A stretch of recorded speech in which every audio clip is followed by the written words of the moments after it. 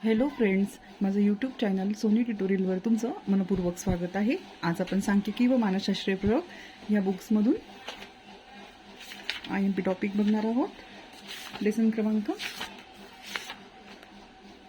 3 घटक क्रमांक 3 प्रदत्ताचे विश्लेषण व सांख्यिकीचा वापर यावरून आपण पाय चार्टची माहिती घेणार आहोत।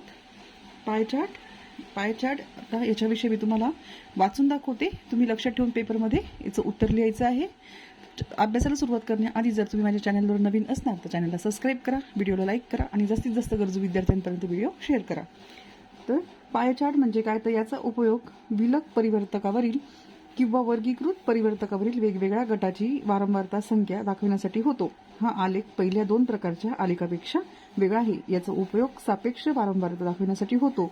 या ठिकाणी संपूर्ण वर्तुळ हे 100% म्हणजे 360 आहे असे ग्राह्य धरून संपूर्ण वारंवारता वितरण टक्केवारीत रूपांतरित करावे लागते। पाय चार्टची विभागणी परिवर्तकाच्या वेगवेगळ्या प्रभागातील वारंवारतेच्या टक्क्यानुसार केली जाते। पाय चार्ट वाचण्यास व समजण्यास सोपा जातो, म्हणून त्याच्या प्रत्येक प्रभागाचे नाव व टक्केवारी देणे आवश्यक असते।